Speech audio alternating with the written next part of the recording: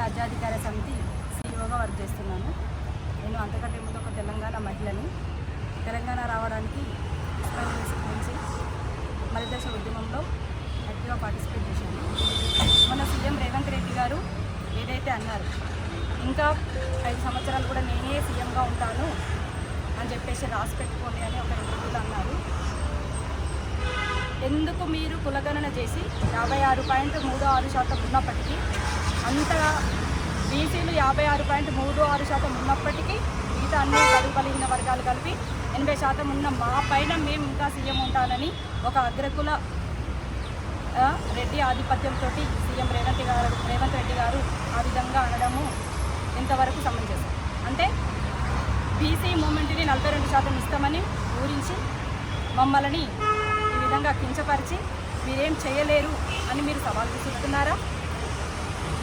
అంటే మేము తెలంగాణనే సాధించుకున్నాం, మేము సాధించుకోలేమా? తెలంగాణ సాధించుకున్న ఉద్యమంలో మీరంతా ఎక్కడున్నారు? ఈరోజు ఈ విధంగా పదవులను అనుభవిస్తూ 2014 నుంచి ఇప్పటి వరకు మీరే అధికారంలో ఉంటూ ఈ విధంగా అనుచిత వ్యాఖ్యలు చేయడం ఎంతవరకు తెలంగాణ సమాజం వింటుంటుంది? ఇంకొకటి విద్య ఏం చేశారు? జీవో నెంబర్ 7 తెచ్చి ఈరోజు పబ్లిక్లో పిల్లలు తల్లిదండ్రులకు కోర్టులు కూడా ఆ యొక్క జీవో నెంబర్ 7ని సమర్థిస్తూ ఇవ్వడాన్ని ఎంతవరకు దాన్ని యాక్సెప్ట్ చేయాలి? బడుగు బలహీన వర్గాల వాళ్ళకి క్వాలిటీ ఎడ్యుకేషన్ ఇవ్వలేకపోయారు. కనీసం ప్రైవేట్లోనైనా పొందుతాము, స్కాలర్షిప్ల ద్వారా మాకు హక్కు ఉందని చెప్పేసి పొందితే జీవో నెంబర్ 7 ద్వారా ప్రభుత్వాలు కట్టవు, పేరెంట్సే కట్టుకోవాలి, ప్రభుత్వం ఉన్నప్పుడు ఇస్తుందంటే రక్షించాల్సిన కాపాడుకోవాల్సిన ప్రభుత్వాలే ఆ విధంగా చేతులు ఎత్తేయడం ఎంతవరకు సమంజసమండి? ఈ జీవో నెంబర్ 7 వల్ల ఈ కోర్టులు కూడా ఆ విధంగా తీర్పునివ్వడము, మాకు న్యాయస్థానాలంటే గౌరవం ఉంది, కానీ మేము ప్రజలము, మేము మా బ్రతుకులు విద్య ఉపాధి వైద్యమే అందించుకోలేక మేము మీ చేరును చేస్తే మీరు ఇచ్చేటువంటి సమాధానం ఇదేనా?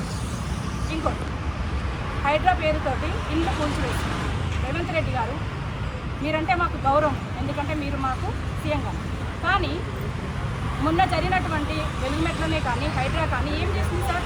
మీరు ఏ విధమైనటువంటి నా బడుగు బలహీన సామాన కనీస అవసరాలు కూడా తీర్చుకోలేని నా ప్రజలని ఉన్న పాటున మూడు చెదిరిపోతే పక్షులు ఎట్లా ఎగిరిపోతాయో అంతకంటే ఘోరంగా రోడ్డు మీదకి నెట్టి మీ యొక్క రూల్స్ తెచ్చి మమ్మల్ని విధుల పాలు చేసింది. అయినా కూడా మేము ఇంకా 5 సంవత్సరాలు ఉంటానని ఏ విధంగా చెప్తున్నా నాకైతే అర్థమవుతుంది.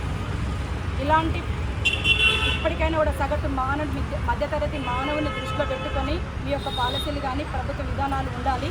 ఇట్లాంటి అగ్రకుల ఆధిపత్యంతో ఇలాంటి వ్యాఖ్యలు చేయడాన్ని ఒక మహిళగా మాత్రం నేను ఖండిస్తున్నాను. Thank you.